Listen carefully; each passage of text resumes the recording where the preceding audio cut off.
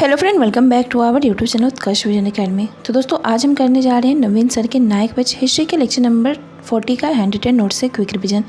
इससे पहले हमने लेक्चर 1 से 39 तक का रिवीजन करा दिया है, तो जिन्होंने उसे नहीं देखा है वे हमारे चैनल के प्लेलिस्ट में जाकर देख सकते हैं। तो आइए आज की क्लास को शुरू करते हैं। आज का हमारा टॉपिक है धार्मिक और सामाजिक सुधार आंदोलन, जिसमें आज हम लोग जो है राजा राम मोहन राय के बारे में पढ़ने वाले हैं। तो बात करते हैं राजा राम मोहन राय की। तो इनका जन्म जो है 22 मई 1772 को बंगाल में हुआ था तथा इनकी मृत्यु की बात करते हैं तो इनका मृत्यु जो है 1833 में ब्रिस्टल इंग्लैंड में हुआ था।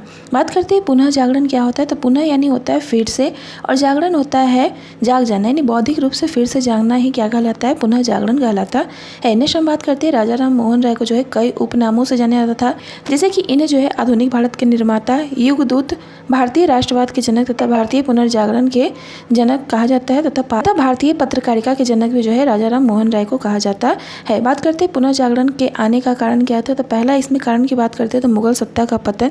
मुगल सत्ता के पतन के बाद जो है अंग्रेजी राज्य की स्थापना होती है जिसने जो है ईसाईयत को समर्थन दिया था। और इसके साथ साथ बात करते थे हिंदू और मुस्लिम में जो अंधविश्वास, बुराई और कुप्रथा फैला हुआ था, वे जो है इनका जो है मजाक उड़ाते थे। जैसे कि अगर हम बात करते हैं सामाजिक कारण की, तो सामाजिक कारण में शिशुवध, नर बलि प्रथा, दास प्रथा, विधवाओं की स्थिति की बात करते हैं तो उस समय अगर बात करते हैं इसके एग्जाम्पल में, तो बंगाल में जो है बहुपत्नी प्रथा थी। और अगर मान लेते हैं कि एक व्यक्ति जो होता था 50 शादियाँ करता था और वह व्यक्ति जो है मर जाता था, तो उस समय जो है 50 विधवा हो जाती थी। तो इस प्रकार देखा जाए तो विधवाओं की स्थिति उस समय बहुत ही खराब थी। और उसके बाद बात करते हैं पर्दा प्रथा और बाल विवाह तथा स्त्री की दिशा भी जो है उस समय बहुत ही खराब थी। नेक्स्ट हम बात करते हैं इसके बाद जो है धार्मिक कारण की बात करते हैं। तो धार्मिक कारण उस समय जो है बहुत सारे आडंबर थे, अंधविश्वास थे, पुरोहितवाद, मौलवीवाद तथा पोपवाद। इसके एग्जाम्पल में देख सकते हैं कि एक ईश्वर है और एक ईश्वर जो है व्यक्ति से कैसे मिल सकता है। तो व्यक्ति को अध्यात्म का रास्ता अपनाना पड़ेगा तभी ईश्वर मिल सकता है।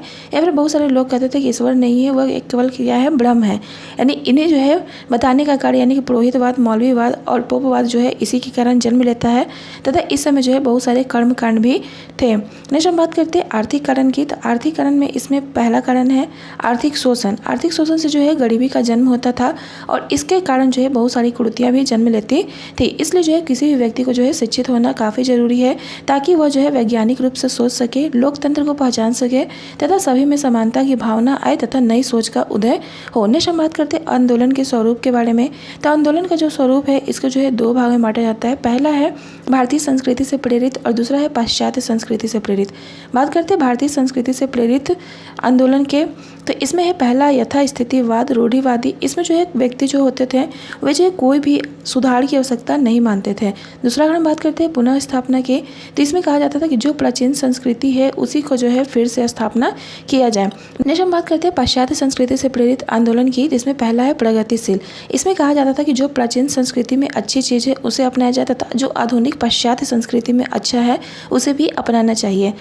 नेक्स्ट हम बात करते हैं अतिवादी की। तो अतिवादी जो होता है पूर्ण रूप से जो है पहले वाले में पूर्ण परिवर्तन लाने की कोशिश करता है। तो आज के लिए बस इतना ही, मिलते हैं नेक्स्ट लेक्चर के रिवीजन में। तब तक के लिए बाय बाय।